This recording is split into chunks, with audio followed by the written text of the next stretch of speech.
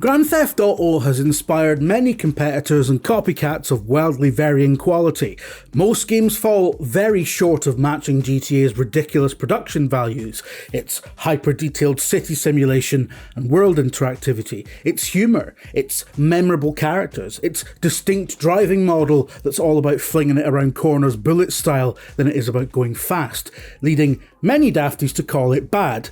But it's no bad, it's good. And miles better than even the good games on this list of good and bad GTA clones. On that note, what are the best and worst GTA clones of the hundreds that have come out since GTA 3? What is a GTA clone? And how dare you forget the good or bad game that I'm thinking of, Jim? I'm the protagonist of reality, and you haven't anticipated my needs. Well, stick around as I answer some of these questions over the next, 15 minutes. And I just want to make something clear, right? The term GTA clone, not a diss. Not an insult. It's just how we used to refer to things back in the day. You know, you had your Doom clones, you had your Command & Conquer clones, Mario clones, Arkanoid clones, Space Invader clones. You know, it was just a term of, well, not endearment, but it was just descriptive. It doesn't mean you don't have to take offence on any of these games' behalfs, right? I'm just saying. Welcome to the family. The original Mafia was released less than a year after GTA 3, which probably means it was in development for years before that game released, so it's probably more an example of convergent evolution than an attempt to do a period-style GTA game. However, it has gone down in history as one of the best GTA-alikes, and is, in its own right, one of the greatest games of all time. Inspired by the likes of The Godfather and Goodfellas, it tells the story of a hapless taxi driver in Prohibition-era Illinois who unwittingly ends up joining the mob, rising through their ranks over a couple of dozen highly memorable story missions, all of which are bangers, by the way. Everyone minds the bit in the church, the bit in the barn, the bit in the boat, the bit at the airport. There's loads of good bits, basically, and also, quite crucially for our purposes, a free ride mode where you can explore the city of Lost Heaven between missions.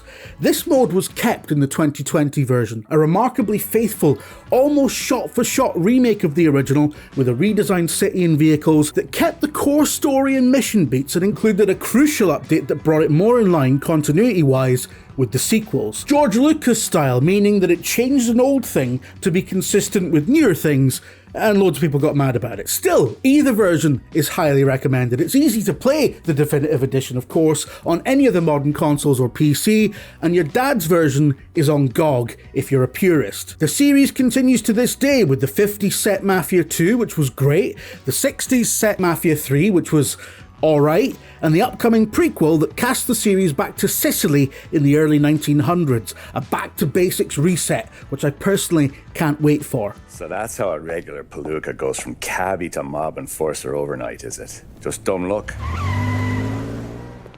You Miguel? Better be, or the police been looking for the wrong guy all these years. You got a name?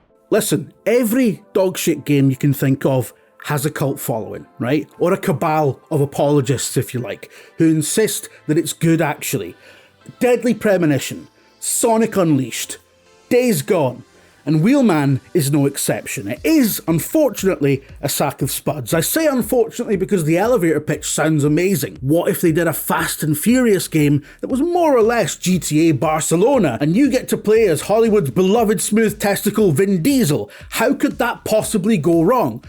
Well, perhaps by trying to squeeze an open world game out of Unreal Engine 3, a popular game engine in the 360 era, but one that was notoriously poorly suited to open worlds, leading to Wheelman's litany of technical issues. And it's not as if the open world was really any good, it was empty, devoid of life, more like a film set than an immersive city, which is fitting because this was planned to lead to a film, and the film never happened because the game was shite. It felt as if the open world aspect had been crowbarred into it midway through development, because aside from the pointless open exploration and the excruciating on-foot segments, there is a decent driving action game under all this, which would absolutely work as a set of linear missions.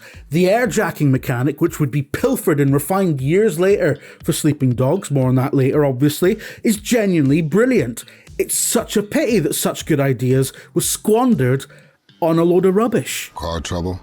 No, I just won the lottery. All the cars I want. What the hell's it to you? Alex Mason. Mining engineer. The best GTA clones are ones that take GTA's basic formula and apply it to a style or setting that Rockstar would never touch.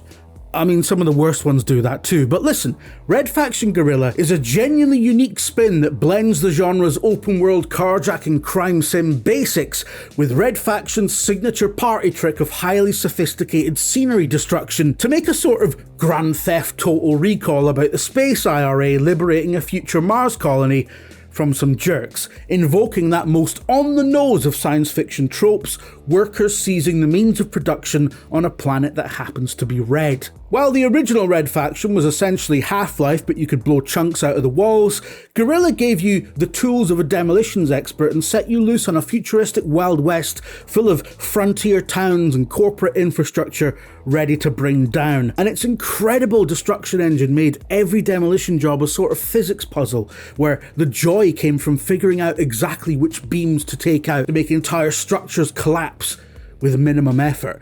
It remains one of the most imaginative genre blends to this day, and the remastered version looks and plays better than ever on current gen consoles and PC, which is, you know, good.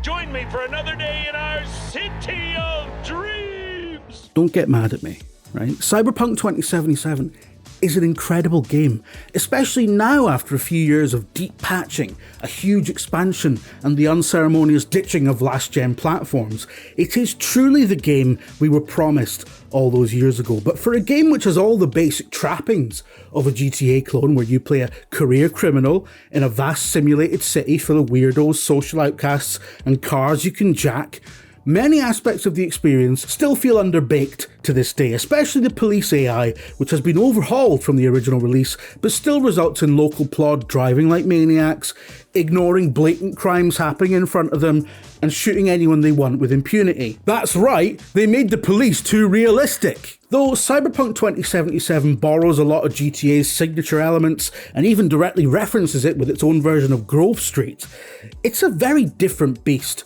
A great RPG, but one that leaves a lot to be desired if you're looking for a GTA-style experience, which a lot of people were. And you might say that that's criticising the game for what it isn't, and you'd be right, but I'm not going to read the comments on this one, so go nuts.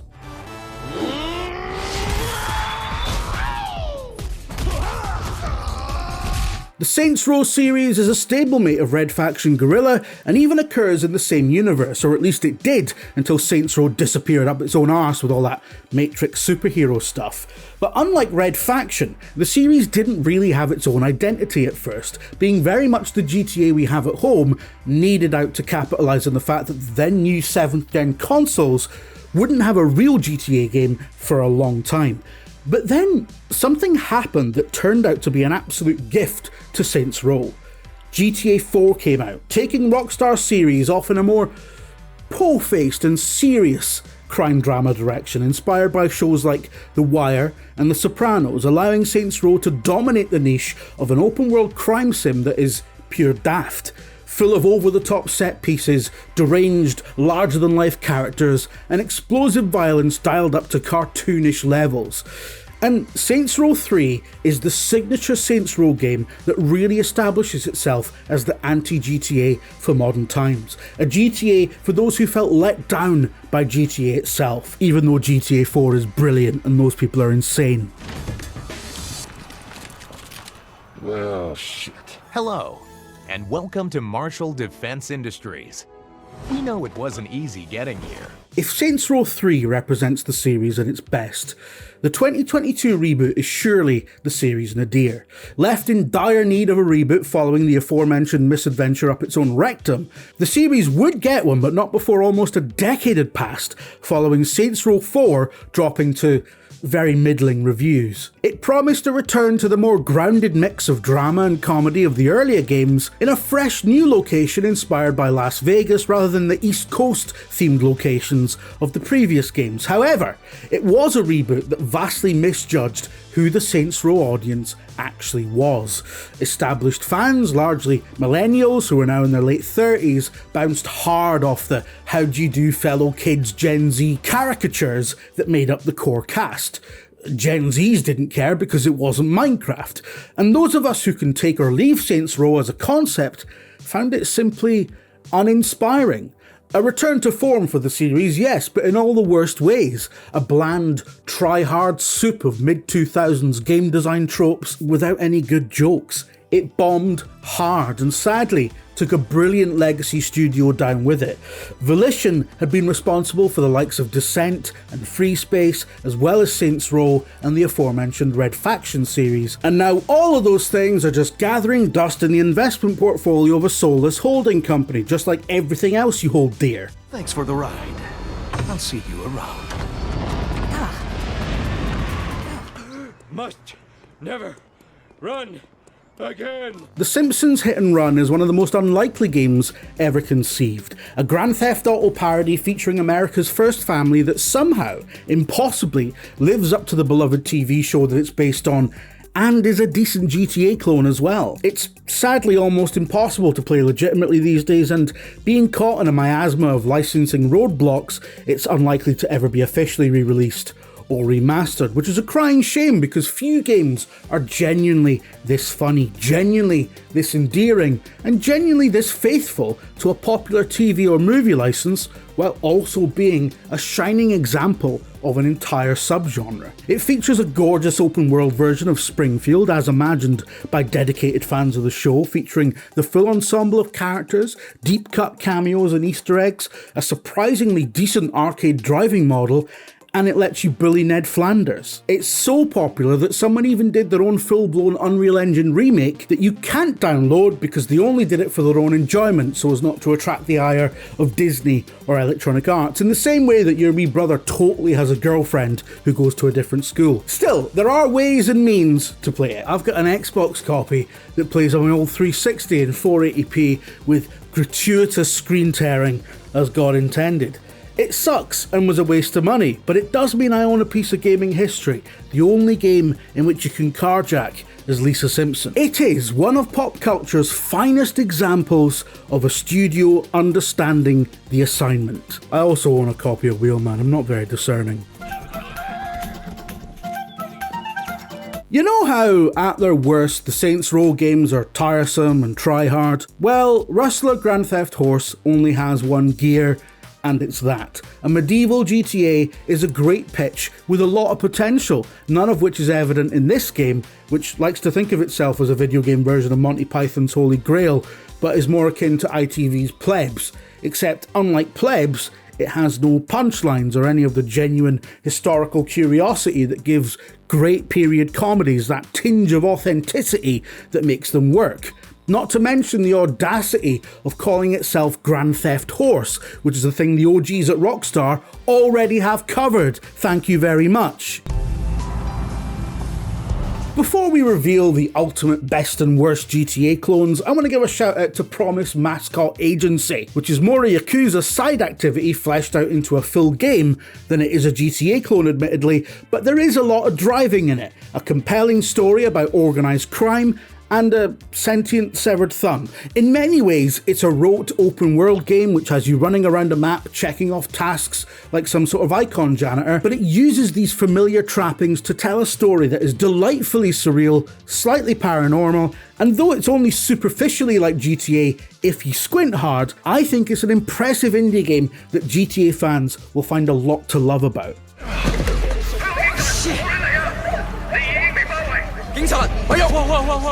Sleeping Dogs infamously started life as True Crime Hong Kong, changed publishers, got rebranded, and eventually emerged into the world as one of the finest examples of an open world crime city ever to exist, and one of the few GTA clones that surpasses its inspiration. Flipping the formula on its head, you play Wei Shen, an undercover cop with a shady past, tasked with infiltrating the Triads, using his own criminal connections to bring down the organisation from within. It features a beautifully authentic recreation of Hong Kong as the main star of the show, and is a masterclass in recreating a real-world location as a video game space, one that prioritises nailing the vibe over one-to-one accuracy.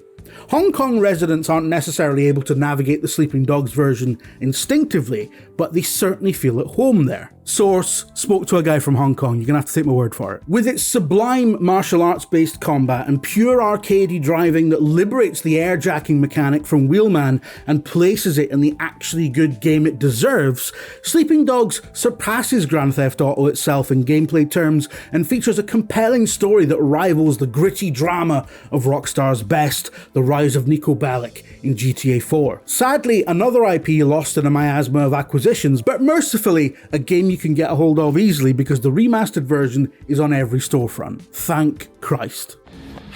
Shit. Oh God. Peggy. Phone's burnt, make it quick. If Sleeping Dogs is a masterclass in how to nail the vibe of a real location, if not recreating it exactly, Watch Dogs Legion is the opposite, a game that somehow manages to feel nothing like London despite faithfully reproducing all of its major landmarks and thoroughfares.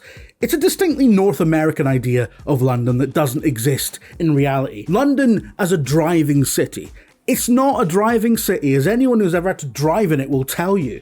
It's a train city, where all the major transport hubs are national rail stations and tube stations, where the city's various municipal railways form part of its identity, as well as performing the vital function of keeping its vast economy ticking over. In Watch Dogs Legion, the train stations are all closed down and the tube is relegated to a fast travel device that merely dips to black between loading screens. But its most unforgivable aspect is that this is a GTA clone that is frankly boring. A driving game so uninterested in driving that it offers to chauffeur you around in self-driving cars. A game so devoid of personality that it doesn't even have a protagonist, instead forcing you to engage in its recruitment system that makes your avatar in the world entirely interchangeable with every other NPC, robbing you of any investment you might have in their actions. It was frankly a wasted opportunity, and you look at the talent and technology it took, the really impressive stuff it did in recreating signature parts of central London, and somehow squandering that on a game that's less authentic than Dick Van Dyke and Mary Poppins, but more importantly, is crap. It's a wee shame, so it is, but you know what's also a wee shame? That you're not subscribed to this channel yet, so you should go and do that, unless you are subscribed, in which case, cheers. What you want? Like a medal?